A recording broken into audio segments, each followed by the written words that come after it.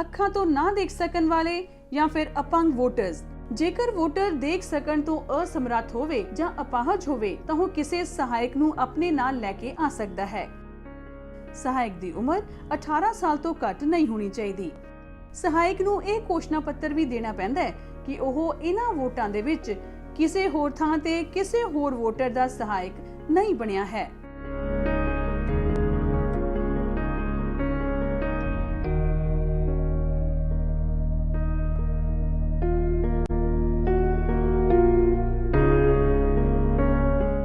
ਰਵੀ ਕੁਮਾਰ ਅਜਿਹੇ ਸਭ ਕੇਸਾਂ ਨੂੰ ਫਾਰਮ 14 ਵਿੱਚ ਦਰਜ ਕਰਦਾ ਹੈ। ਪੋਲਿੰਗ ਸਟਾਫ ਵਿੱਚੋਂ ਕੋਈ ਵੀ ਵੋਟਰ ਦਾ ਸਹਾਇਕ ਨਹੀਂ ਬਣ ਸਕਦਾ। ਪੜ੍ਹਿਆ ਲਿਖਿਆ ਆਸ਼ਰਿਤ ਵੋਟਰ ਹਸਤਾਖਰ ਕਰ ਸਕਦਾ ਹੈ। ਜੇਕਰ ਆਸ਼ਰਿਤ ਵੋਟਰ ਪੜ੍ਹਿਆ ਲਿਖਿਆ ਨਹੀਂ ਹੈ ਤਾਂ ਉਸਦੇ ਅੰਗੂਠੇ ਦਾ ਨਿਸ਼ਾਨ ਲਿਆ ਜਾਂਦਾ ਹੈ। ਜੇਕਰ ਉਹ ਅੰਗੂਠਾ ਲਗਾਉਣ ਦੀ ਹਾਲਤ ਵਿੱਚ ਵੀ ਨਾ ਹੋਵੇ ਤਾਂ ਉਸਦੇ ਸਹਾਇਕ ਦੇ ਹਸਤਾਖਰ ਜਾਂ ਫਿਰ ਅੰਗੂਠੇ ਦਾ ਨਿਸ਼ਾਨ ਲਗਾਇਆ ਜਾਂਦਾ ਹੈ। ਅਜਿਹੀ ਸਥਿਤੀ ਦੇ ਵਿੱਚ ਰਿਮਾਰਕਸ ਵਾਲੇ ਕਾਲਮ 'ਚ ਦਰਜ ਕਰਨਾ ਪੈਂਦਾ ਹੈ ਕਿ ਵੋਟਰ ਦੀ ਥਾਂ ਤੇ ਉਸਦੇ ਸਹਾਇਕ ਦੇ ਦਸਤਖਤ ਜਾਂ ਫਿਰ ਉਸਦੇ ਅੰਗੂਠੇ ਦਾ ਨਿਸ਼ਾਨ ਲਿਆ ਗਿਆ ਹੈ। ਫਾਰਮ 17A ਵਿੱਚ ਸਹਾਇਕ ਦੇ ਪਛਾਣ ਪੱਤਰ ਦੇ ਆਖਰੀ 4 ਅੱਖਰ ਲਿਖੇ ਜਾਂਦੇ ਹਨ। ਖੱਬੇ ਹੱਥ ਦੀ ਪਹਿਲੀ ਉਂਗਲੀ ਤੋਂ ਬਿਨਾਂ ਵੋਟਰ। ਜੇਕਰ ਵੋਟਰ ਦੇ ਖੱਬੇ ਹੱਥ ਦੀ ਪਹਿਲੀ ਉਂਗਲੀ ਨਾ ਹੋਵੇ ਤਾਂ ਨਾ ਮਿਟਣਯੋਗ ਸਿਆਹੀ ਦਾ ਨਿਸ਼ਾਨ ਖੱਬੇ ਹੱਥ ਦੀ ਵਿਚਕਾਰਲੀ ਉਂਗਲੀ ਤੇ ਲਗਾ ਦਿੱਤਾ ਜਾਵੇ। ਜੇਕਰ ਉਸ ਦੀਆਂ ਹੋਰ ਉਂਗਲੀਆਂ ਵੀ ਨਾ ਹੋਣ ਤਾਂ ਇਕਸਾਰਤਾ ਅਨੁਸਾਰ ਸਿਆਹੀ ਲਗਾਈ ਜਾਵੇ।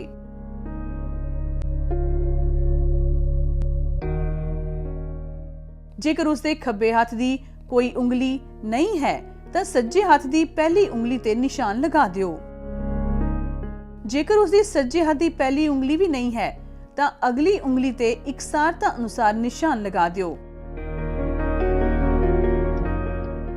ਜੇਕਰ ਉਸ ਦੀ ਕਿਸੇ ਵੀ ਹੱਥ ਦੀ ਕੋਈ ਵੀ ਉਂਗਲੀ ਨਹੀਂ ਹੈ, ਖੱਬੇ ਜਾਂ ਸੱਜੇ ਜਿੱਥੇ ਵੀ ਸੰਭਵ ਹੋਵੇ ਨਿਸ਼ਾਨ ਲਗਾ ਦਿੱਤਾ ਜਾਵੇ।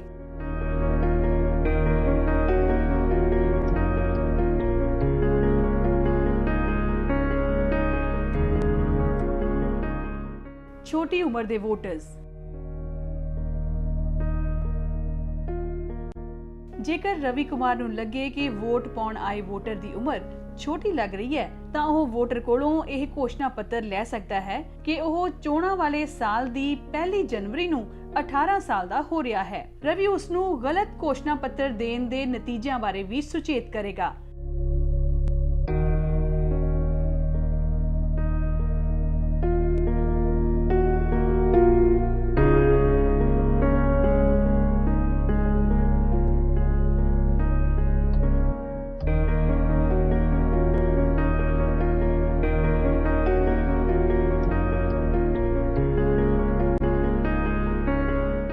ਰਵੀ ਕੁਮਾਰ ਅਜਿਹੇ ਵੋਟਰਾਂ ਦੀ ਐਨੈਕਚਰ 11 ਦੇ ਪਹਿਲੇ ਪਾਰਟ ਵਿੱਚ ਲਿਸਟ ਤਿਆਰ ਕਰੇਗਾ। ਐਨੈਕਚਰ 11 ਦੇ ਭਾਗ 2 ਦੇ ਵਿੱਚ ਅਜਿਹੇ ਵੋਟਰਾਂ ਦੀ ਲਿਸਟ ਵੀ ਬਣਾਈ ਜਾਂਦੀ ਹੈ ਜਿਹੜੇ ਘੋਸ਼ਣਾ ਪੱਤਰ ਦੇਣ ਤੋਂ ਇਨਕਾਰ ਕਰ ਦਿੰਦੇ ਹਨ ਅਤੇ ਬਿਨਾਂ ਵੋਟ ਪਾਏ ਹੀ ਚਲੇ ਜਾਂਦੇ ਹਨ। ਪ੍ਰੌਕਸੀ ਵੋਟਰਸ। ਪ੍ਰੌਕਸੀ ਵੋਟਿੰਗ ਵੀ ਇੱਕ ਵਿਸ਼ੇਸ਼ ਹਾਲਤ ਦੀ ਸਥਿਤੀ ਹੈ ਜਿਸ ਰਾਹੀਂ ਸਰਵਿਸ ਵੋਟਰ ਜਾਂ ਫਿਰ CSVs ਨੂੰ ਪ੍ਰੌਕਸੀ ਵੋਟ ਦਾ ਅਧਿਕਾਰ ਪ੍ਰਾਪਤ ਹੁੰਦਾ ਹੈ। ਜੇਕਰ ਤੁਹਾਡੇ ਪੋਲਿੰਗ ਸਟੇਸ਼ਨ ਤੇ ਕੋਈ ਪ੍ਰੌਕਸੀ ਵੋਟਰ ਹੋਵੇ ਤਾਂ RO ਵੱਲੋਂ ਉਸ ਦਾ ਵੇਰਵਾ ਪਹਿਲਾਂ ਹੀ ਉਪਲਬਧ ਕਰਵਾਇਆ ਜਾਂਦਾ ਹੈ। ਪ੍ਰੌਕਸੀ ਵੋਟਰ ਆਮ ਵੋਟਰਾਂ ਵਾਂਗ ਹੀ ਵੋਟ ਪਾਉਂਦਾ ਹੈ, ਸਿਰਫ ਮਾਮੂਲੀ ਜਿਹੀ ਵੱਖਰਤਾ ਦੇ ਨਾਲ। ਪ੍ਰੌਕਸੀ ਵੋਟਰ ਦੇ CSV ਦਾ ਸੀਰੀਅਲ ਨੰਬਰ ਫਾਰਮ 17A ਦੇ ਦੂਸਰੇ ਕਾਲਮ ਦੇ ਵਿੱਚ ਦਰਜ ਕੀਤਾ ਜਾਂਦਾ ਹੈ। ਪ੍ਰੌਕਸੀ ਵੋਟਿੰਗ ਕਰਨ ਵਾਲੇ ਵਿਅਕਤੀ ਦੇ ਨਾ ਮਿਟਣਯੋਗ ਸਿਆਹੀ ਦਾ ਨਿਸ਼ਾਨ ਉਸ ਦੀ ਵਿਚਕਾਰਲੀ ਉਂਗਲੀ ਤੇ ਲਗਾਇਆ ਜਾਂਦਾ ਹੈ।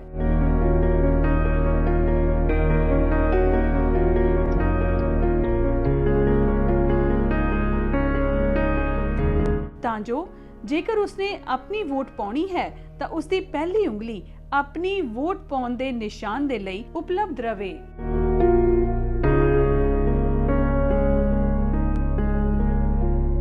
Z+ ਸੁਰੱਖਿਆ ਅਤੇ SPG ਪ੍ਰੋਟੈਕਟਿਵ ਵੋਟਰ।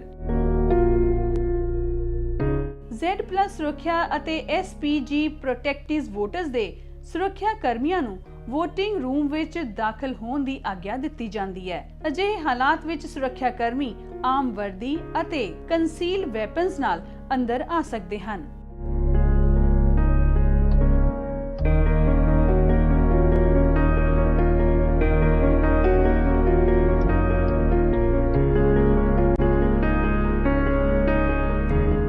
ਜੇਕਰ ਵੋਟ ਸੂਚੀ ਵਿੱਚ ਵੋਟਰ ਦਾ ਨਾਮ ASD ਲਿਸਟ ਵਿੱਚ ਹੋਵੇ ਤਾਂ ਉਸ ਦੀ ਪਹਿਚਾਣ ਕਰਨ ਲਈ ਜ਼ਿਆਦਾ ਧਿਆਨ ਦਿੱਤਾ ਜਾਵੇ।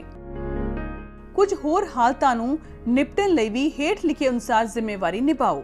ਜੇਕਰ ਕੋਈ ਵੋਟਰ ਨਿਰਧਾਰਿਤ VOTING ਪ੍ਰਕਿਰਿਆ ਨੂੰ ਮੰਨਣ ਤੋਂ ਇਨਕਾਰ ਕਰ ਰਿਹਾ ਹੋਵੇ ਜੋ ਵੋਟਾਂ ਦੀ ਗੋਪਨੀਯਤਾ ਨੂੰ ਬਰਕਰਾਰ ਰੱਖਣ ਲਈ ਜ਼ਰੂਰੀ ਹੈ, ਤੁਹਾਡੇ ਸਮਝਾਉਣ ਦੇ ਬਾਵਜੂਦ ਵੀ ਉਹ ਨਾ ਸਮਝੇ ਤਾਂ ਉਸ ਦੀ ਵੋਟ ਸਲਿੱਪ ਵਾਪਸ ਲਈ ਜਾ ਸਕਦੀ ਹੈ ਅਤੇ ਉਸ ਨੂੰ ਵੋਟ ਪਾਉਣ ਤੋਂ ਮਨਾ ਕੀਤਾ ਜਾ ਸਕਦਾ ਹੈ। ਵੋਟਰ ਰਜਿਸਟਰ ਦੇ ਫਾਰਮ 17A ਦੇ ਵਿੱਚ ਲਿਖਿਆ ਜਾਂਦਾ ਹੈ ਕਿ ਇਸ ਵੋਟਰ ਨੂੰ ਵੋਟ ਪਾਉਣ ਨਹੀਂ ਦਿੱਤੀ ਗਈ।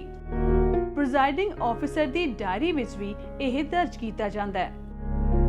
ਮਾਣਯੋਗ ਸੁਪਰੀਮ ਕੋਰਟ ਦੇ ਹੁਕਮਾਂ ਮੁਤਾਬਕ ਇਸ ਗੱਲ ਦੀ ਵੀ ਗੋਪਨੀਯਤਾ ਰੱਖੀ ਜਾਵੇ ਕਿ ਵੋਟਰ ਨੂੰ ਇਹ ਅਧਿਕਾਰ ਹੈ ਕਿ ਉਹ ਸਾਰੇ ਉਮੀਦਵਾਰਾਂ ਵਿੱਚੋਂ ਕਿਸੇ ਨੂੰ ਵੀ ਵੋਟ ਨਹੀਂ ਪਾਉਣਾ ਚਾਹੁੰਦਾ। ਇੱਕ ਵੋਟਰ ਜੋ ਆਪਣੇ ਵੋਟ ਨੰਬਰ ਦੀ ਐਂਟਰੀ ਕਰਨ, ਹਸਤਾਖਰ ਕਰਨ ਜਾਂ ਫਿਰ ਅੰਗੂਠਾ ਲਗਾਉਣ ਤੋਂ ਬਾਅਦ ਫੈਸਲਾ ਕਰਦਾ ਹੈ ਕਿ ਉਸਨੇ ਵੋਟ ਕਿਸੇ ਨੂੰ ਨਹੀਂ ਪਾਉਣੀ ਤਾਂ ਤੁਸੀਂ ਉਸ ਨੂੰ ਨੋਟਾਂ ਦੀ ਆਪਸ਼ਨ ਦੇ ਬਾਰੇ ਜਾਣਕਾਰੀ ਦੇ ਸਕਦੇ ਹੋ। ਨੋਟਾਂ ਦੀ ਸਹੂਲਤ ਮਾਣਯੋਗ ਸੁਪਰੀਮ ਕੋਰਟ ਦੇ ਵੱਲੋਂ ਦਿੱਤੀ ਗਈ ਹੈ ਤਾਂ ਕਿ ਵੋਟਾਂ ਦੀ ਗੋਪਨੀਯਤਾ ਬਣੀ ਰਹੇ। PRO ਨੇ ਅਜਿਹੇ ਵੋਟਰਾਂ ਨੂੰ ਜਾਰੀ ਕੀਤੇ EDC ਇਕੱਠੇ ਕਰਨੇ ਹੁੰਦੇ ਹਨ। ਉਹਨਾਂ ਨੂੰ ਵੋਟ ਕਰਨ ਦੀ ਆਗਿਆ ਦੇਣੀ ਹੁੰਦੀ ਹੈ। ਲੋਕ ਸੇਵਕਾਂ ਨੂੰ ਜੋ ਕਿ ਚੋਣ ਡਿਊਟੀ ਤੇ ਹੁੰਦੇ ਹਨ ਨੂੰ ਅਕਸਰ ਆਪਣੇ ਵਿਧਾਨ ਸਭਾ ਹਲਕੇ ਵਿੱਚ ਵੋਟ ਨਹੀਂ ਪਾਉਣ ਦਿੱਤੀ ਜਾਂਦੀ। ਅਜਿਹੇ ਹਾਲਾਤ ਵਿੱਚ ਉਹਨਾਂ ਨੂੰ ਪੋਸਟਲ ਬੈਲਟ ਦਾ ਪ੍ਰਯੋਗ ਕਰਨਾ ਹੁੰਦਾ ਹੈ ਜਿੱਥੇ ਕਿ ਉਹਨਾਂ ਦਾ ਨਾਮ ਵੋਟ ਸੂਚੀ ਵਿੱਚ ਹੋਵੇ। ਪੋਸਟਲ ਬੈਲਟ ਪੇਪਰ ਦੀ ਸਹੂਲਤ ਰਿਟਰਨਿੰਗ ਅਫਸਰ ਦੁਆਰਾ ਚੋਣ ਦੇ ਦਿਨ ਤੋਂ ਪਹਿਲਾਂ ਦਿੱਤੀ ਜਾਂਦੀ ਹੈ। ਕਈ ਵਾਰ ਲੋਕ ਸਭਾ ਜਾਂ ਵਿਧਾਨ ਸਭਾ ਚੋਣਾਂ ਵਿੱਚ ਕਰਮਚਾਰੀਆਂ ਦੀ ਡਿਊਟੀ ਉਸੇ ਹਲਕੇ ਵਿੱਚ ਆ ਜਾਂਦੀ ਹੈ ਜਿਸ ਵਿੱਚ ਉਹਨਾਂ ਦੀ ਵੋਟ ਹੁੰਦੀ ਹੈ। ਅਜਿਹੇ ਵਿਅਕਤੀ ਚੋਣ ਡਿਊਟੀ ਸਰਟੀਫਿਕੇਟ ਰਾਹੀਂ ਆਪਣੀ ਵੋਟ ਪਾਉਂਦੇ ਹਨ। ਇੱਕ ਅਧਿਕਾਰੀ ਜਿਸ ਨੂੰ ਕਿ ਚੋਣ ਡਿਊਟੀ ਸਰਟੀਫਿਕੇਟ ਜਾਰੀ ਕੀਤਾ ਗਿਆ ਹੈ ਉਹ ਵੀ ਉਸੇ ਹੀ ਹਲਕੇ ਵਿੱਚ ਜੇਕਰ ਹੋਵੇ ਤਾਂ ਵੋਟ ਪਾ ਸਕਦਾ ਹੈ। ਜੇਕਰ ਕੋਈ ਅਧਿਕਾਰੀ ਕਿਸੇ ਵਿਸ਼ੇਸ਼ ਪੋਲਿੰਗ ਸਟੇਸ਼ਨ ਤੇ ਡਿਊਟੀ ਤੇ ਹੈ ਪਰ ਉਹ ਚੋਣ ਵਾਲੇ ਦਿਨ ਆਪਣੇ ਹਲਕੇ ਵਿੱਚ ਹੀ ਡਿਊਟੀ ਕਰ ਰਿਹਾ ਹੈ ਜਾਂ ਜਿਸ ਦੀ ਡਿਊਟੀ ਰੱਦ ਕੀਤੀ ਗਈ ਹੈ ਤਾਂ ਉਹ ਆਪਣੇ ਇਲਾਕੇ ਵਿੱਚ ਜਾ ਕੇ ਵੋਟ ਪਾ ਸਕਦਾ ਹੈ ਚਾਹੇ ਉਸ ਨੂੰ ਚੋਣ ਡਿਊਟੀ ਸਰਟੀਫਿਕੇਟ ਜਾਰੀ ਕੀਤਾ ਗਿਆ ਹੋਵੇ। PRO ਨੇ ਅਜਿਹੇ ਵੋਟਰਾਂ ਨੂੰ ਜਾਰੀ ਕੀਤੇ EDC ਇਕੱਠੇ ਕਰਨੇ ਹੁੰਦੇ ਹਨ। ਪ੍ਰੈਜ਼ਾਈਡਿੰਗ ਆਫੀਸਰ ਦੀ ਡਾਇਰੀ ਦੇ ਵਿੱਚ ਐਂਟਰੀ ਕਰਨੀ ਹੁੰਦੀ ਹੈ। ਫਾਰਮ 17A, 17C ਅਤੇ ਪ੍ਰੈਜ਼ਾਈਡਿੰਗ ਆਫੀਸਰ ਦੀ ਡਾਇਰੀ ਦੇ ਵਿੱਚ ਐਂਟਰੀ ਕਰਨੀ ਹੁੰਦੀ ਹੈ।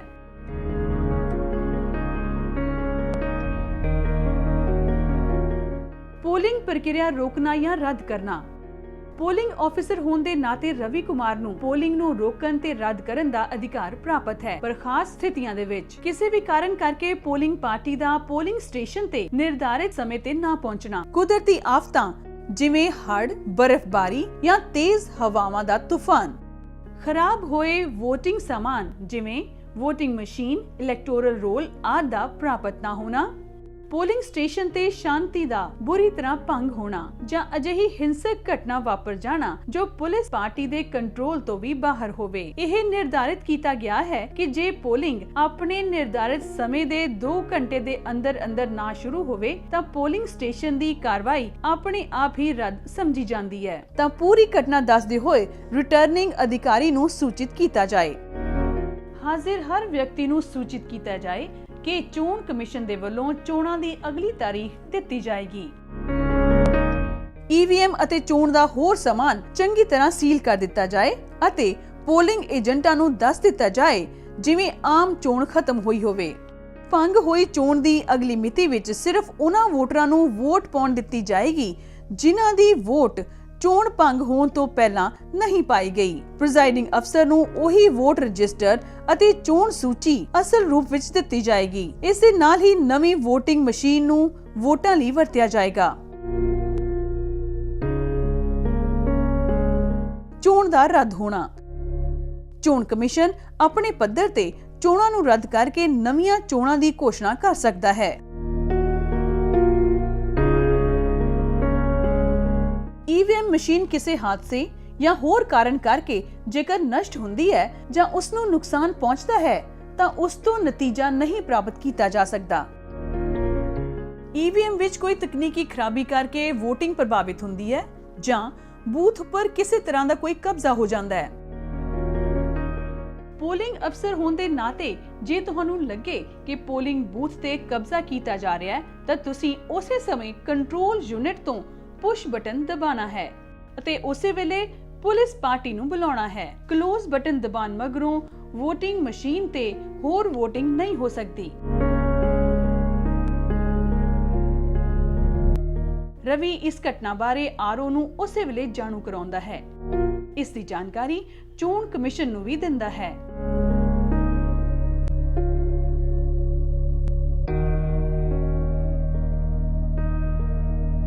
ਜਦੋਂ ਚੋਣ ਕਮਿਸ਼ਨ ਨਵੇਂ ਸਿਰੇ ਤੋਂ ਚੋਣ ਦੀ ਘੋਸ਼ਣਾ ਕਰਦਾ ਹੈ ਤਾਂ ਇਸ ਨੂੰ ਚੋਣਾਂ ਦੀ ਸ਼ੁਰੂਆਤ ਵਾਲੀ ਪ੍ਰਕਿਰਿਆ ਵਾਂਗ ਹੀ ਨਿਭਾਇਆ ਜਾਵੇ।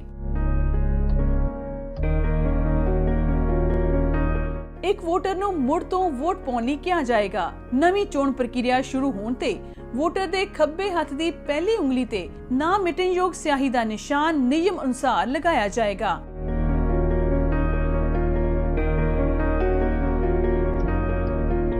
ਵਾਧੂ ਪ੍ਰਬੰਧ ਮਾਈਕਰੋ ਆਬਜ਼ਰਵਰ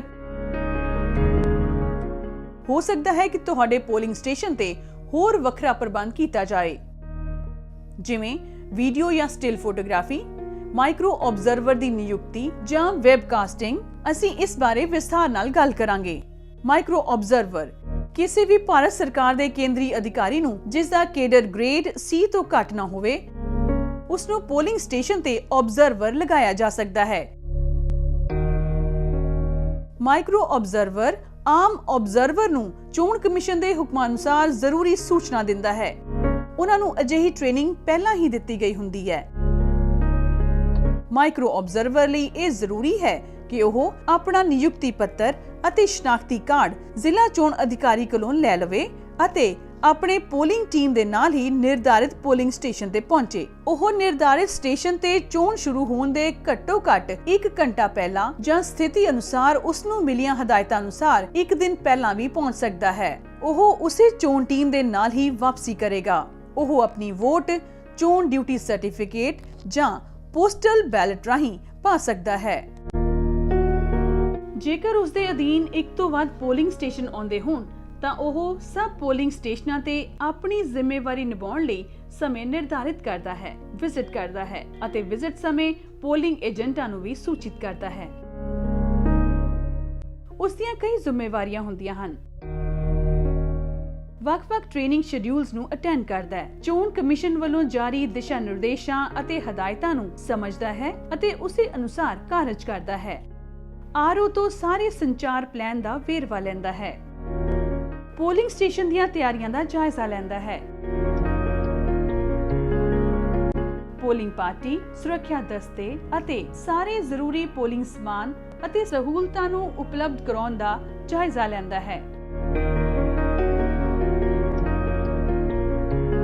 ਮੌਕ ਪੋਲ ਸਮੇਂ ਹਾਜ਼ਰ ਰਹਿਣਾ, ਮੌਕ ਪੋਲ ਦਾ ਸਮਾਂ ਤੇ ਹੋਰ ਵੇਰਵੇ ਨੋਟ ਕਰਨਾ, ਮੌਕ ਪੋਲ ਡਾਟਾ ਨੂੰ ਈਵੀਐਮ ਵਿੱਚੋਂ ਡਿਲੀਟ ਕਰਨਾ ਅਤੇ ਮੌਕ ਪੋਲ ਸਰਟੀਫਿਕੇਟ ਭਰਨਾ। ਮਾਈਕਰੋ ਆਬਜ਼ਰਵਰ ਦੀ ਰਿਪੋਰਟ ਦਾ ਫਾਰਮੈਟ। ਕੀ ਮਾਈਕਰੋ ਆਬਜ਼ਰਵਰ ਦੇ ਸਾਹਮਣੇ ਮੌਕ ਪੋਲ ਹੋਈ ਹੈ ਜਾਂ ਨਹੀਂ? ਕੀ ਮੌਕ ਪੋਲ ਦਾ ਡਾਟਾ ਈਵੀਐਮ ਮਸ਼ੀਨ ਵਿੱਚੋਂ ਸਾਫ਼ ਕੀਤਾ ਗਿਆ ਹੈ ਜਾਂ ਅਸਲ ਚੋਣਾਂ ਸ਼ੁਰੂ ਹੋਣ ਤੋਂ ਪਹਿਲਾਂ ਉਸ ਦੀ ਗਿਣਤੀ 0 ਕੀਤੀ ਗਈ ਹੈ? ਮੌਕ ਪੋਲ ਵੇਲੇ ਕੋਈ ਰਾਜਨੀਤਿਕ ਪਾਰਟੀ ਏਜੰਟ ਹਾਜ਼ਰ ਸਨ?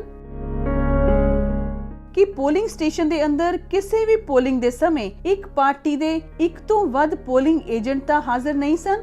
ਕਿ ਪੋਲਿੰਗ ਏਜੰਟਾਂ ਨੂੰ ਬੈਲਟ ਯੂਨਿਟ, ਕੰਟਰੋਲ ਯੂਨਿਟ ਅਤੇ ਹਰੀ ਪੇਪਰ ਸੀਲ ਦੇ ਨੰਬਰ ਨੋਟ ਕਰਨ ਦੀ ਇਜਾਜ਼ਤ ਸੀ ਕਿ ਅੰਦਰ ਆਉਣ ਦੇ ਪਾਸ ਨੂੰ ਸਖਤੀ ਨਾਲ ਲਾਗੂ ਕੀਤਾ ਗਿਆ ਸੀ ਕਿ ਕਿਸੇ ਵੀ ਵੇਲੇ ਗੈਰ ਅਧਿਕਾਰਿਤ ਵਿਅਕਤੀ ਅੰਦਰ ਤਾਂ ਨਹੀਂ ਆਉਣ ਦਿੱਤਾ ਗਿਆ, ਕਿ ਨਾ ਮਿਟਣਯੋਗ ਸਿਆਹੀ ਨੂੰ ਵੋਟਰ ਦੀ ਪਹਿਲੀ ਉਂਗਲੀ ਤੇ ਲਗਾਇਆ ਗਿਆ ਹੈ, ਕਿ ਵੋਟਰ ਰਜਿਸਟਰ ਫਾਰਮ 17A ਵਿੱਚ ਜ਼ਰੂਰੀ ਇੰਦਰਾਜ ਚੰਗੀ ਤਰ੍ਹਾਂ ਭਰੇ ਗਏ ਹਨ,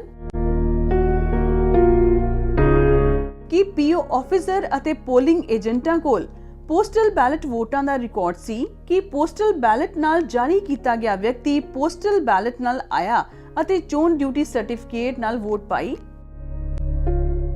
ਕਿ ਪੀਓ ਅਫਸਰ ਆਪਣੀ ਡਾਇਰੀ ਵਿੱਚ ਪੋਲਿੰਗ ਸਟੇਸ਼ਨ ਦੀ ਹਰ ਘਟਨਾ ਦਾ ਰਿਕਾਰਡ ਰੱਖ ਰਿਹਾ ਹੈ, ਕਿਤੇ ਪੀਓ ਆਫੀਸਰ ਜਾਂ ਪੋਲਿੰਗ ਆਫੀਸਰ ਵੋਟਿੰਗ ਕੰਪਾਰਟਮੈਂਟ ਵੱਲ ਜਾ ਕੇ ਵੋਟਰਾਂ ਨੂੰ ਕਿਸੇ ਵੀ ਤਰ੍ਹਾਂ ਦੇ ਨਿਰਦੇਸ਼ ਤਾਂ ਨਹੀਂ ਦੇ ਰਿਹਾ, ਕਿ ਪੀਓ ਆਫੀਸਰ ਵੋਟਰ ਦੀ ਸ਼ਨਾਖਤ ਚੋਣ ਕਮਿਸ਼ਨ ਦੁਆਰਾ ਜਾਰੀ ਕੀਤੀਆਂ ਹਦਾਇਤਾਂ ਅਨੁਸਾਰ ਕੀਤੀ ਜਾ ਰਹੀ ਹੈ, ਕਿ ਪੋਲਿੰਗ ਏਜੰਟਾਂ ਨੂੰ ਵੋਟਾਂ ਦੇ ਰਿਕਾਰਡ ਲਈ ਫਾਰਮ 17C ਦੀਆਂ ਕਾਪੀਆਂ ਦਿੱਤੀਆਂ ਗਈਆਂ ਹਨ, ਕਿ VOTING ਕੰਪਾਰਟਮੈਂਟ ਵਿੱਚ ਜ਼ਰੂਰੀ ਗੋਪਨੀਯਤਾ ਰੱਖਣ ਦਾ ਪ੍ਰਬੰਧ ਹੈ, ਕਿ VOTING ਮਸ਼ੀਨ ਹਦਾਇਤਾਂ ਅਨੁਸਾਰ ਸੀਲ ਕੀਤੀ ਗਈ ਹੈ, ਕਿ ਕਿਸੇ ਪੋਲਿੰਗ ਏਜੰਟ ਜਾਂ ਰਾਜਨੀਤਿਕ ਪਾਰਟੀ ਵੱਲੋਂ ਸ਼ਿਕਾਇਤ ਪ੍ਰਾਪਤ ਹੋਈ ਹੈ, ਜੇ ਹੋਈ ਹੈ ਤਾਂ ਇਸ ਦਾ ਆਧਾਰ ਕੀ ਹੈ, ਕੋਈ ਹੋਰ ਘਟਨਾ ਜੋ ਤੁਸੀਂ ਦੱਸਣਾ ਚਾਹੁੰਦੇ ਹੋ, ਉਸ ਦਾ ਪੂਰਾ ਨਾਮ, ਅਹੁਦਾ, ਫੋਨ ਨੰਬਰ, ਮਿਤੀ, ਸਮਾਂ। ਪੋਲਿੰਗ ਸਟੇਸ਼ਨ ਤੇ ਚੋਣ ਵਾਲੇ ਦਿਨ ਕੈਮਰੇ ਦਾ ਪ੍ਰਯੋਗ। ਤੁਹਾਡੇ ਚੋਣ ਕੇਂਦਰ ਤੇ ਵੈਬ ਕੈਮਰੇ ਜਾਂ ਵੀਡੀਓ ਕੈਮਰੇ ਪ੍ਰਯੋਗ ਕੀਤੇ ਜਾ ਸਕਦੇ ਹਨ। ਜੇਕਰ ਤੁਹਾਡੇ ਚੋਣ ਕੇਂਦਰ ਤੇ ਵੀਡੀਓ ਕੈਮਰਾ ਵਰਤਿਆ ਜਾਂਦਾ ਹੈ ਤਾਂ ਇਸ ਲਈ ਵੱਖਰੇ ਤੌਰ ਤੇ ਵਿਅਕਤੀ ਦੀ ਨਿਯੁਕਤੀ ਹੋਵੇਗੀ। ਕੈਮਰਾ ਇਸ ਤਰ੍ਹਾਂ ਰੱਖਿਆ ਜਾਏ ਕਿ ਵੋਟਰਾਂ ਦੀ ਲਗਾਈ ਲਾਈਨ ਅਤੇ ਹੋਰ ਰਹੀ ਕਾਰਵਾਈ, ਵੋਟਰਾਂ ਦੀ ਸ਼ਨਾਖਤ, ਨਾ ਮਿਟਣਯੋਗ ਸਿਆਹੀ ਲਗਾਉਣਾ, ਸਭ ਕੁਝ ਉਸ ਵਿੱਚ ਰਿਕਾਰਡ ਹੋ ਸਕੇ। ਇਹ ਯਕੀਨੀ ਬਣਾਇਆ ਜਾ ਸਕੇ ਕਿ ਵੋਟ ਪਾਉਣ ਲਈ ਗੋਪਨੀਯਤਾ ਨੂੰ ਕੈਮਰੇ ਦੁਆਰਾ ਭੰਗ ਨਾ ਕੀਤਾ ਜਾਏ। ਕੈਮਰੇ ਦੁਆਰਾ ਕੀ ਰਿਕਾਰਡ ਕੀਤਾ ਜਾਏ? ਵੀਡੀਓਗ੍ਰਾਫਰ ਜਾਂ ਕੈਮਰਾਮੈਨ ਲਈ ਇਹ ਜ਼ਰੂਰੀ ਹੈ ਕਿ ਉਹ ਮੌਕ ਪੋਲ EVM ਦਾ ਸੀਲ ਹੋਣਾ ਪੂਰੀ ਤਰ੍ਹਾਂ ਰਿਕਾਰਡ ਕਰੇ।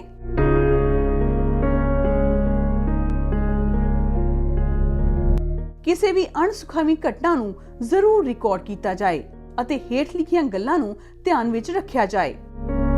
ਵੋਟਰਾਂ ਨੂੰ ਧਮਕਾਉਣਾ, ਵੋਟਰਾਂ ਨੂੰ ਰਿਸ਼ਵਤ ਦੇਣ ਦੀ ਕੋਸ਼ਿਸ਼ ਕਰਨਾ, ਪੋਲਿੰਗ ਸਟੇਸ਼ਨ ਦੇ 100 ਮੀਟਰ ਦੇ ਅੰਦਰ ਪ੍ਰਚਾਰ ਹੋਣਾ, VOTING ਕੰਪਾਰਟਮੈਂਟ ਦੀ ਸਥਿਤੀ ਸੰਬੰਧੀ, ਪੋਲਿੰਗ ਏਜੰਟਾਂ ਦੀ ਮੌਜੂਦਗੀ ਸੰਬੰਧੀ, ਮੌਕ ਪੋਲ ਨੂੰ ਮਸ਼ੀਨ ਵਿੱਚੋਂ ਹਟਾਉਣ ਸੰਬੰਧੀ, EVM ਨੂੰ ਸੀਲ ਕਰਨ ਸੰਬੰਧੀ, ਵੋਟਰ ਦੀ ਪਛਾਣ ਦੀ ਪ੍ਰਕਿਰਿਆ ਸੰਬੰਧੀ, ਵੋਟਰਾਂ ਨੂੰ ਲਾਈਨ ਵਿੱਚ ਲਗਾਉਣ ਸੰਬੰਧੀ, ਪੋਲ ਖਤਮ ਹੋਣ ਦੇ ਸਮੇਂ ਲਾਈਨਾਂ ਵਿੱਚ ਖੜੇ ਵੋਟਰਾਂ ਦੀ ਤੈਅ ਸੀਮਾ, ਪੋਲਿੰਗ ਸਟੇਸ਼ਨ ਤੇ ਵਾਪਰਨ ਵਾਲੇ ਕਿਸੇ ਵੀ ਝਗੜੇ ਸੰਬੰਧੀ, ਅਫਸਰਾਂ, ਆਬਜ਼ਰਵਰਾਂ ਅਤੇ ਹੋਰ ਵੋਟਾਂ ਨਾਲ ਸੰਬੰਧਿਤ ਅਧਿਕਾਰੀਆਂ ਜਾਂ ਮਹੱਤਵਪੂਰਨ ਵਿਅਕਤੀਆਂ ਜਾਂ ਉਮੀਦਵਾਰਾਂ ਦੇ ਆਉਣ ਸੰਬੰਧੀ, EVM ਦੇ ਬਦਲਣ ਸੰਬੰਧੀ, ਪੋਲਿੰਗ ਸਟੇਸ਼ਨ ਤੇ ਹੋਈ ਕੋਈ ਵੀ ਘਟਨਾ ਸੰਬੰਧੀ ਵੀਡੀਓ ਅਤੇ ਫੋਟੋਗ੍ਰਾਫੀ ਸਮੇਂ ਅਨੁਸਾਰ ਰਿਕਾਰਡ ਕੀਤੀ ਜਾਏ ਤਾਂ ਜੋ ਸਮੇਂ ਅਤੇ ਮਿਤੀ ਸਪਸ਼ਟ ਹੋ ਸਕੇ।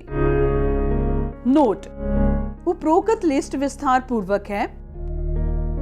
ਇਸ ਗੱਲ ਦੀ ਜਾਣਕਾਰੀ ਰੱਖੋ ਕਿ ਤੁਹਾਡੇ ਪੋਲਿੰਗ ਸਟੇਸ਼ਨ ਤੇ DEO ਵੱਲੋਂ ਵੈਬਕਾਸਟਿੰਗ ਜਾਂ ਲਾਈਵ ਪ੍ਰਸਾਰਣ ਲਈ ਕੀ ਪ੍ਰਬੰਧ ਕੀਤੇ ਗਏ ਹਨ।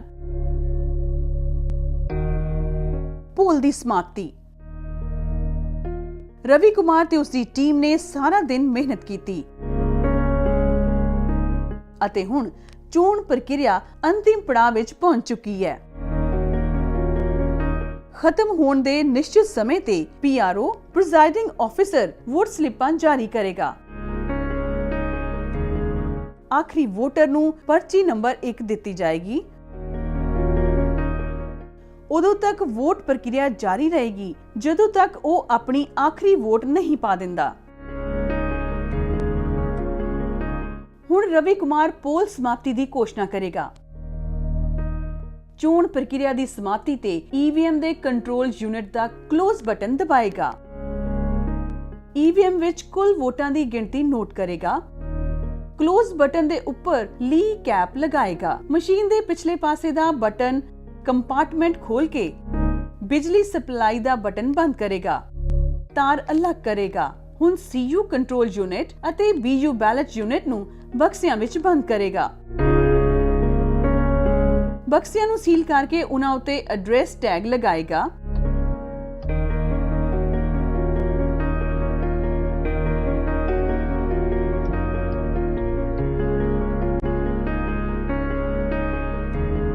ਹੁਣ ਰਵੀ ਫਾਰਮ C ਦੇ ਭਾਗ 17 ਵਿੱਚ ਵੋਟਾਂ ਦੇ ਲੇਖੇ ਦੀ ਡੁਪਲੀਕੇਟ ਕਾਪੀ ਬਣਵਾਏਗਾ। EVM ਤੋਂ ਰਿਕਾਰਡ ਕੀਤੇ ਗਏ ਕੁੱਲ ਵੋਟਾਂ ਦਾ ਵੇਰਵਾ ਰਜਿਸਟਰ ਵਿੱਚ ਆਪ ਵੋਟਰ ਫਾਰਮ 17A ਦੇ ਵਿੱਚ ਰਿਕਾਰਡ ਕੀਤੀ ਗਈ ਕੁੱਲ ਵੋਟਾਂ ਦੇ ਨਾਲ ਮਿਲਣਾ ਚਾਹੀਦਾ ਹੈ। ਇਹ ਮਿਲਾਨ ਕਰਨ ਵੇਲੇ ਉਹਨਾਂ ਵੋਟਰਾਂ ਦਾ ਧਿਆਨ ਜ਼ਰੂਰ ਰੱਖਣਾ ਚਾਹੀਦਾ ਹੈ ਜਿਨ੍ਹਾਂ ਦੇ ਨਾਮ ਵੋਟਰ ਰਜਿਸਟਰ ਵਿੱਚ ਤਾਂ ਦਰਜ ਹੋ ਚੁੱਕੇ ਹਨ ਪਰ ਕਿਸੇ ਕਰਕੇ EVM ਤੇ ਵੋਟ ਨਹੀਂ ਪਾ ਸਕੇ। ਪੋਲਿੰਗ ਸਟੇਸ਼ਨ ਤੇ ਤੁਹਾਨੂੰ ਦਿੱਤੀ ਗਈ ਗ੍ਰੀਨ ਪੇਪਰ ਸਲਿੱਪਾਂ ਦੀ ਕੁੱਲ ਗਿਣਤੀ ਅਤੇ ਉਹਨਾਂ ਦਾ ਲੜੀ ਨੰਬਰ ਫਾਰਮ 17C ਵਿੱਚ ਦਰਜ ਕਰ ਲੈਣਾ ਚਾਹੀਦਾ ਹੈ। ਗ੍ਰੀਨ ਪੇਪਰ ਸੀਲਾਂ ਅਤੇ EBCD ਲਿਖੀ ਜਾਣਕਾਰੀ ਪੇਪਰ ਸਟ੍ਰਿਪ ਸੀਲ ਦਾ ਵੇਰਵਾ ਫਾਰਮ 17C ਵਿੱਚ ਲਿਖਣਾ ਯਾਦ ਰੱਖੋ।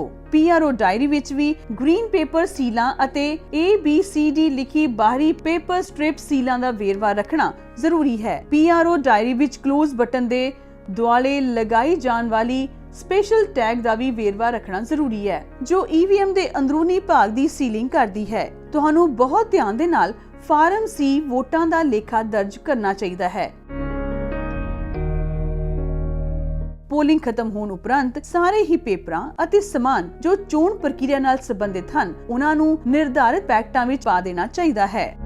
ਜੇ ਉਮੀਦਵਾਰ ਜਾਂ ਉਹਨਾਂ ਦੇ ਪੋਲਿੰਗ ਏਜੰਟ ਨਿਰਧਾਰਿਤ ਪੈਕਟਾਂ ਦੇ ਉੱਪਰ ਆਪਣੇ ਹਸਤਾਖਰ ਜਾਂ ਸੀਲ ਲਗਾਉਣਾ ਚਾਹੁੰਦੇ ਹਨ ਤਾਂ PRO ਨੂੰ ਉਹਨਾਂ ਨੂੰ ਅਜਿਹਾ ਕਰਨ ਦੇਣਾ ਚਾਹੀਦਾ ਹੈ।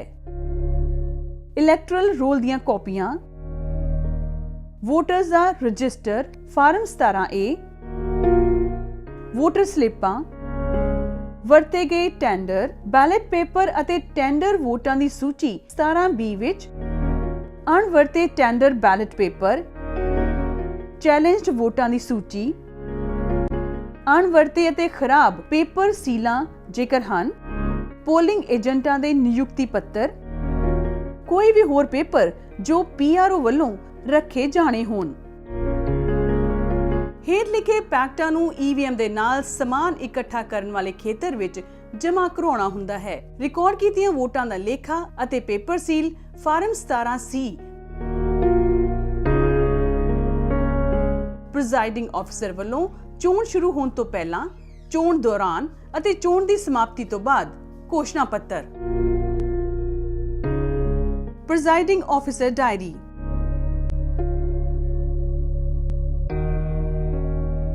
ਵਿਜ਼ਿਟ ਸੀਟ ਤੇ ਆਬਜ਼ਰਵਰ ਅਤੇ PRO ਲਈ 16 ਪੁਆਇੰਟ।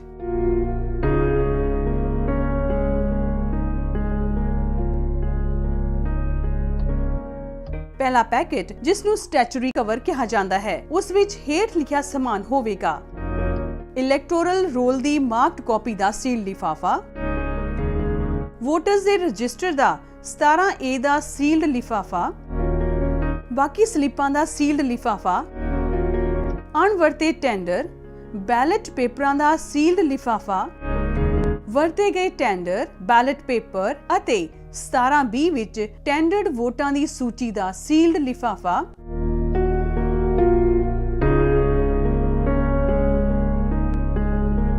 ਜੇ ਕਿਸੇ ਨਾਲ ਵੀ ਸੰਬੰਧਿਤ ਜਾਣਕਾਰੀ ਲਿਖੀ ਹੈ ਤਾਂ ਵੀ ਇਹ ਸੂਚਨਾ ਸੰਬੰਧਿਤ ਫਾਰਮ ਤੇ ਭਰ ਕੇ ਸੀਲਡ ਲਿਫਾਫੇ ਵਿੱਚ ਜਮ੍ਹਾਂ ਕਰਵਾਈ ਜਾਵੇ। ਦੂਜਾ ਪੈਕੇਟ ਜਿਸ ਨੂੰ ਨਾਨ ਸਟੈਚੂਰੀ ਕਵਰ ਕਿਹਾ ਜਾਂਦਾ ਹੈ ਉਸ ਵਿੱਚ ਹੇਠ ਲਿਖਿਆ ਸਮਾਨ ਹੋਵੇਗਾ: ਲਿਫਾਫਾ ਜਿਸ ਵਿੱਚ ਅਨਮਾਰਕਡ ਇਲੈਕਟਰੋ ਰੋਲ ਦੀ ਕਾਪੀ ਹੋਏਗੀ, ਲਿਫਾਫਾ ਜਿਸ ਵਿੱਚ ਪੋਲਿੰਗ ਏਜੰਟਾਂ ਦੇ ਨਿਯੁਕਤੀ ਪੱਤਰ ਫਾਰਮ 10 ਹੋਣ, ਇਹ ਲਿਫਾਫਾ ਸੀਲਡ ਹੋਣਾ ਚਾਹੀਦਾ ਹੈ, ਲਿਫਾਫਾ ਜਿਸ ਵਿੱਚ election duty certificate farm 12B ਹੋਵੇ, ਲਿਫਾਫਾ ਜਿਸ ਵਿੱਚ ਚੈਲੰਜਡ ਵੋਟਾਂ ਦੀ ਸੂਚੀ ਫਾਰਮ 14 ਹੋਵੇ, ਇਹ ਲਿਫਾਫਾ ਸੀਲ ਹੋਣਾ ਚਾਹੀਦਾ ਹੈ। ਲਿਫਾਫਾ ਜਿਸ ਵਿੱਚ ਬਲਾਈਂਡ ਅਤੇ ਹੈਂਡੀਕੈਪ ਵੋਟਰਾਂ ਦੀ ਸੂਚੀ ਹੋਵੇ। ਫਾਰਮ 14 ਅਤੇ ਉਹਨਾਂ ਦੇ ਨਾਲ ਦੇ ਵਿਅਕਤੀਆਂ ਦੀ ਘੋਸ਼ਣਾ। ਲਿਫਾਫਾ ਜਿਸ ਵਿੱਚ ਵੋਟਰ ਵੱਲੋਂ ਆਪਣੀ ਉਮਰ ਦੀ ਕੀਤੀ ਘੋਸ਼ਣਾ ਅਤੇ ਅਜਿਹੇ ਵੋਟਰਾਂ ਦੀ ਸੂਚੀ ਹੋਵੇ। ਲਿਫਾਫਾ ਜਿਸ ਵਿੱਚ ਰਸੀਦ ਬੁੱਕ ਹੋਵੇ। ਚੈਲੰਜਡ ਵੋਟ ਲਈ ਚੈਲੰਜਡ ਵੋਟਰ ਵੱਲੋਂ ਕੀਤਾ ਗਿਆ ਨਗਦ ਭੁਗਤਾਨ। ਲਿਫਾਫਾ ਜਿਸ ਵਿੱਚ ਅਣਵਰਤੇ ਅਤੇ ਖਰਾਬ ਗ੍ਰੀਨ ਪੇਪਰ ਸੀਲਾਂ ਹੋਣ। ਲਿਫਾਫਾ ਜਿਸ ਵਿੱਚ ਅਣਵਰਤੀਆਂ ਤੇ ਖਰਾਬ ਸਟ੍ਰਿਪ ਪੇਪਰ ਸੀਲਾਂ ਹੋਣ। ਲਿਫਾਫਾ ਜਿਸ ਵਿੱਚ ਅਣਵਰਤੇ ਤੇ ਖਰਾਬ ਸਪੈਸ਼ਲ ਟੈਗ ਹੋਣ। ਲਿਫਾਫਾ ਜਿਸ ਵਿੱਚ ਅਣਵਰਤੀਆਂ ਵੋਟਰ ਸਲਿੱਪਾਂ ਹੋਣ।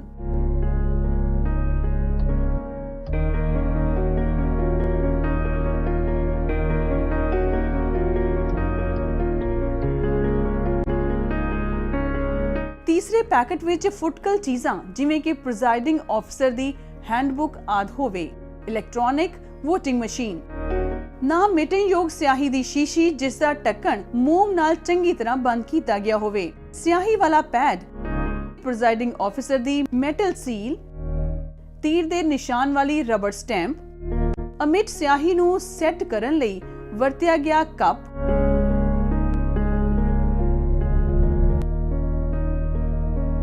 ਬਾਕੀ ਸਭ ਚੀਜ਼ਾਂ ਚੌਥੇ ਪੈਕੇਟ ਵਿੱਚ ਹੋਣਗੀਆਂ। ਰਿਟਰਨਿੰਗ ਆਫੀਸਰ ਵੱਲੋਂ ਜਾਰੀ ਨਿਰਦੇਸ਼ਾਂ ਅਨੁਸਾਰ ਕੋਈ ਵੀ ਪੇਪਰ ਜਿਸ ਨੂੰ ਸੀਲਡ ਲਿਫਾਫੇ ਵਿੱਚ ਰੱਖਣਾ ਹੋਵੇ। ਮਤਦਾਨ ਦਾ ਸਮਾਨ ਸਮੇਟਣ ਸਮੇਂ ਹੇਠ ਲਿਖੀਆਂ ਗੱਲਾਂ ਨੂੰ ਯਾਦ ਰੱਖਿਆ ਜਾਵੇ। 5 ਛੋਟੇ ਲਿਫਾਫਿਆਂ ਨੂੰ ਸੀਲ ਬੰਦ ਕਰਕੇ ਵੱਡੇ ਲਿਫਾਫੇ ਵਿੱਚ ਪਾਇਆ ਜਾਵੇ।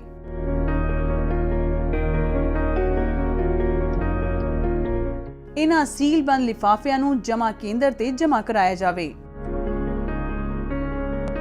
ਆਓ ਦੁਬਾਰਾ ਸਮਝੀਏ। ਸਭ ਤੋਂ ਪਹਿਲਾਂ ਈਵੀਐਮ ਦੇ ਨਾਲ ਜਮ੍ਹਾਂ ਹੋਣ ਵਾਲੇ ਹੇਠ ਲਿਖੇ ਲਿਫਾਫਿਆਂ ਨੂੰ ਤਿਆਰ ਕੀਤਾ ਜਾਵੇ। Presiding officer diary, MC, PRO diary, ਆਵਾਗਮਨ ਚਾਰਟ, ਆਬਜ਼ਰਵਰ ਅਤੇ ਆਰਓ ਵਾਲਾ 16 ਨੰਬਰ ਫਾਰਮ। ਇਸ ਤੋਂ ਬਾਅਦ ਪੋਲਿੰਗ ਸਟੇਸ਼ਨ ਤੇ 4 ਪੈਕੇਟ ਜਮ੍ਹਾਂ ਕੇਂਦਰ ਵਿੱਚ ਜਮ੍ਹਾਂ ਕਰਾਉਣ ਲਈ ਤਿਆਰ ਕੀਤੇ ਜਾਣ, ਜੋ ਕਿ ਇਸ ਤਰ੍ਹਾਂ ਹਨ। ਇੱਕ ਪੈਕੇਟ ਜਿਸ ਉੱਪਰ ਸਟੈਚੂਰੀ ਕਵਰ ਲਿਖਿਆ ਹੋਵੇ। ਇੱਕ ਪੈਕੇਟ ਜਿਸ ਉੱਪਰ ਨੌਨ ਸਟੈਚੂਰੀ ਕਵਰ ਲਿਖਿਆ ਹੋਵੇ। ਇੱਕ ਪੈਕੇਟ ਜਿਸ ਵਿੱਚ ਹੱਥ ਪੁਸਤਕ ਅਤੇ ਫੁਟਕਲ ਸਮਾਨ ਹੋਵੇ। ਇੱਕ ਪੈਕੇਟ ਜਿਸ ਵਿੱਚ ਬਾਕੀ ਸਾਰਾ ਸਮਾਨ ਹੋਵੇ। ਸਮੱਗਰੀ ਇਕੱਠੀ ਕਰਨ ਦੀ ਜਗ੍ਹਾ। ਇਸ ਤੋਂ ਬਾਅਦ ਰਵੀ ਕੁਮਾਰ ਆਪਣੀ ਟੀਮ ਸਮੇਤ ਸੁਰੱਖਿਆ ਅਧਿਕਾਰੀਆਂ ਦੁਆਰਾ ਦਰਸਾਏ ਗਏ ਮਤਦਾਨ ਵੋਟਰ ਕੇਂਦਰਾਂ ਵਿੱਚ ਜਾਏਗਾ। ਈਵੀਐਮ ਮਸ਼ੀਨ ਅਤੇ ਵੋਟ ਸੰਬੰਧੀ ਪੇਪਰ ਬਿਨਾਂ ਦੇਰੀ ਤੋਂ 71 ਕੇਂਦਰ ਤੇ ਜਮ੍ਹਾਂ ਕਰਾਉਣੇ ਹੁੰਦੇ ਹਨ। ਕਿਸੇ ਕਾਰਨ ਦੇਰੀ ਹੋਣ ਤੇ ਇਲੈਕਸ਼ਨ ਕਮਿਸ਼ਨ ਜੇ ਸਮਝੇ ਤਾਂ ਕਾਰਵਾਈ ਕਰ ਸਕਦਾ ਹੈ। ਰਵੀ ਨੂੰ ਚਾਹੀਦਾ ਹੈ ਕਿ ਹੇਠ ਲਿਖੀਆਂ ਆਈਟਮਾਂ 71 ਕੇਂਦਰ ਤੇ ਜਮ੍ਹਾਂ ਕਰਵਾਵੇ, ਮੋਹਰ ਸਹਿਤ ਰਸੀਦ ਪ੍ਰਾਪਤ ਕਰੇ। ਵੋਟਿੰਗ ਮਸ਼ੀਨ ਦੀ ਕੰਟਰੋਲ ਯੂਨਿਟ ਅਤੇ ਬੈਲਟ ਯੂਨਿਟ ਨੂੰ ਅਲੱਗ-ਅਲੱਗ ਅਟੈਚੀ ਵਿੱਚ ਪਾ ਕੇ ਅਤੇ ਸੀਲ ਲਗਾ ਕੇ ਦੇਵੇ। ਬੰਦ ਲਿਫਾਫੇ ਵਿੱਚ ਵੋਟਾਂ ਦਾ ਹਿਸਾਬ ਅਤੇ ਪੇਪਰ ਸੀਲ ਦਾ ਹਿਸਾਬ ਜਾਂ ਫਾਰਮ 17C ਪਾ ਕੇ ਦੇਵੋ। ਪ੍ਰੀਜ਼ਾਈਡਿੰਗ ਆਫੀਸਰ ਵੱਲੋਂ ਕੀਤੀ ਗਈ ਘੋਸ਼ਣਾ ਸੰਬੰਧੀ ਪੇਪਰ ਬੰਦ ਲਿਫਾਫੇ ਵਿੱਚ ਪਾ ਕੇ ਦੇਵੋ। ਪ੍ਰੀਜ਼ਾਈਡਿੰਗ ਆਫੀਸਰ ਦੀ ਡਾਇਰੀ ਲਿਫਾਫੇ ਵਿੱਚ ਬੰਦ ਕਰਕੇ ਦੇਵੋ। ਆਵਾਗਮਨ ਸ਼ੀਟ ਅਤੇ 16 ਲੜੀ ਵਾਲੀ ਸ਼ੀਟ। ਸੈਚੂਰੀ ਕਵਰ ਵਾਲਾ ਸੀਲ ਬੰਦ ਪਹਿਲਾ ਲਿਫਾਫਾ। ਨੌਨ ਸੈਚੂਰੀ ਵਾਲਾ ਦੂਜਾ ਲਿਫਾਫਾ। ਫੁਟਕਲ ਸਮਾਨ ਵਾਲਾ ਤੀਜਾ ਲਿਫਾਫਾ। ਕੋਈ ਹੋਰ ਬਾਕੀ ਸਮਾਨ ਵਾਲਾ ਚੌਥਾ ਲਿਫਾਫਾ। ਵੋਟਿੰਗ ਵਾਲੇ ਹਿੱਸੇ ਦਾ ਸਮਾਨ। ਲਾਲਟੇਨ ਜੇਕਰ ਦਿੱਤੀ ਗਈ ਹੋਵੇ। ਸਟੇਸ਼ਨਰੀ ਅਤੇ ਹੋਰ ਬਾਕੀ ਕਾਗਜ਼ ਜੇ ਦਿੱਤੇ ਗਏ ਹੋਣ। ਪਲਾਸਟਿਕ ਦਾ ਥੈਲਾ ਜਾਂ ਪਟਸਨ ਦਾ ਥੈਲਾ ਜੋ ਕਿ ਪੋਲਿੰਗ ਸਮਾਨ ਲਈ ਦਿੱਤਾ ਗਿਆ ਹੋਵੇ। ਪਾਰਟੀ ਦਾ ਕੰਮ ਉਸ ਵੇਲੇ ਖਤਮ ਹੋ ਜਾਂਦਾ ਹੈ ਜਦੋਂ ਸਾਰਾ ਸਮਾਨ ਤਸੱਲੀ ਬਖਸ਼ ਤਰੀਕੇ ਦੇ ਨਾਲ 71 ਕੇਂਦਰ ਤੇ ਜਮ੍ਹਾਂ ਕਰਵਾ ਦਿੱਤਾ ਜਾਂਦਾ ਹੈ। ਦੁਹਰਾਈ। ਜਿਵੇਂ ਕਿ ਰਵੀ ਕੁਮਾਰ ਨੂੰ ਨਿਯੁਕਤ ਕੀਤਾ ਜਾਂਦਾ ਹੈ ਤਾਂ ਉਸ ਨੂੰ ਆਪਣੀ ਜ਼ਿੰਮੇਵਾਰੀ ਦੀ ਇੱਕ ਲਿਸਟ ਸਮਝ ਲੈਣੀ ਚਾਹੀਦੀ ਹੈ। ਉਸ ਦੀ ਇਹ ਲਿਸਟ ਹਰੇਕ ਪੋਲ ਆਦਮੀ ਦਾ ਕੰਮ ਚੰਗੀ ਤਰ੍ਹਾਂ ਦਰਸਾਉਂਦੀ ਹੈ। ਉਹ ਸਾਰੀਆਂ ਰਿਹਰਸਲਾਂ ਵਿੱਚ ਹਿੱਸਾ ਲਵੇ ਅਤੇ ਸਾਰਾ ਸਮਾਨ ਪ੍ਰਾਪਤ ਕਰੇ। ਮਸ਼ੀਨ ਨੂੰ ਚਲਾ ਕੇ ਵੇਖੇ ਕਿ ਉਹ ਕੰਮ ਕਰਦੀ ਹੈ। ਸਾਰੇ ਫਾਰਮ ਅਤੇ ਸਟੇਸ਼ਨਰੀ ਨੂੰ ਚੈੱਕ ਕਰੋ।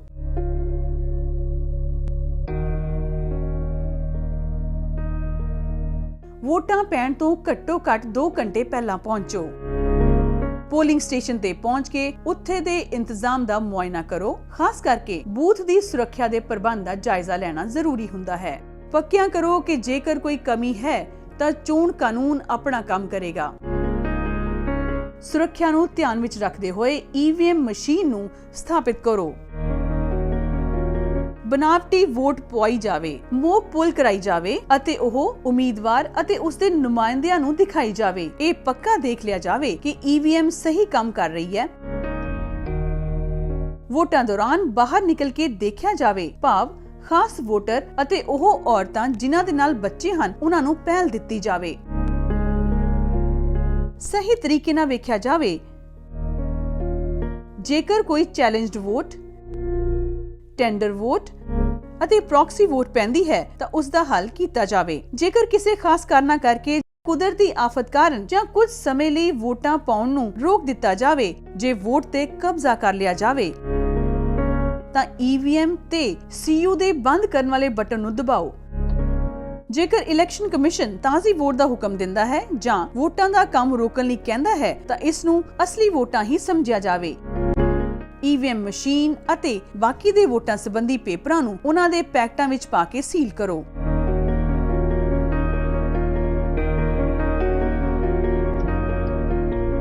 ਜਿਸ ਤਰ੍ਹਾਂ ਘਟਨਾ ਵਾਪਰਦੀ ਹੈ ਉਸ ਤਰ੍ਹਾਂ ਹੀ ਪ੍ਰੈਜ਼ਾਈਡਿੰਗ ਅਫਸਰ ਦੀ ਡਾਇਰੀ ਵਿੱਚ ਲਿਖੀ ਜਾਵੇ। ਬਿਨਾਂ ਕਿਸੇ ਦੇਰ ਤੋਂ ਜਮ੍ਹਾਂ ਕੇਂਦਰ ਵਿੱਚ ਜਮ੍ਹਾਂ ਕਰਵਾਈ ਜਾਵੇ। ਹੇਠਾਂ ਲਿਖੀਆਂ ਭੁੱਲਾਂ ਨਾ ਕੀਤੀਆਂ ਜਾਣ। ਅਸਲ ਮਤਦਾਨ ਸ਼ੁਰੂ ਹੋਣ ਤੋਂ ਪਹਿਲਾਂ ਮੋਕ ਪੋਲ ਦਾ ਡਾਟਾ ਕਲੀਅਰ ਕਰ ਦਿੱਤਾ ਜਾਵੇ। ਇਸ ਗੱਲ ਦਾ ਸਰਟੀਫਿਕੇਟ ਲਿਆ ਜਾਵੇ ਕਿ ਉਹਨਾਂ ਦੇ ਸਾਹਮਣੇ ਮੋਕ ਪੋਲ ਕਰਵਾਈ ਗਈ। ਬੰਦ ਬਟਨ ਨੂੰ ਉਦੋਂ ਤੱਕ ਨਾ ਦਬਾਇਆ ਜਾਵੇ ਜਦੋਂ ਤੱਕ ਕਿ ਇਹ ਨਿਸ਼ਚਿਤ ਰੂਪ ਵਿੱਚ ਪੱਕਾ ਨਾ ਕੀਤਾ ਜਾਵੇ ਕਿ ਵੋਟਾਂ ਪੈ ਚੁੱਕੀਆਂ ਹਨ। ਸਹੀ ਤਰੀਕੇ ਨਾਲ ਸੀਯੂ ਅਤੇ ਬੀਯੂ ਸੀਲ ਟੈਗ ਨੂੰ ਲਗਾਇਆ ਜਾਵੇ ਅਤੇ ਪ੍ਰੈਜ਼ਾਈਡਿੰਗ ਆਫੀਸਰ ਦੀ ਡਾਇਰੀ ਨੂੰ ਪੂਰਾ ਕੀਤਾ ਜਾਵੇ। ਫਾਰਮ ਨੰਬਰ 17C ਨੂੰ ਬਹੁਤ ਧਿਆਨਪੂਰਵਕ ਤਰੀਕੇ ਨਾਲ ਪੂਰਾ ਕੀਤਾ ਜਾਏ। ਯਾਦ ਰੱਖੋ, ਪ੍ਰੈਜ਼ਾਈਡਿੰਗ ਆਫੀਸਰ ਹਰ 2 ਘੰਟਿਆਂ ਬਾਅਦ ਆਪਣੇ ਆਰਓ ਨੂੰ SMS ਅਤੇ ਫੋਨ ਰਾਹੀਂ ਵੋਟਾਂ ਬਾਰੇ ਸੂਚਿਤ ਕਰੇਗਾ।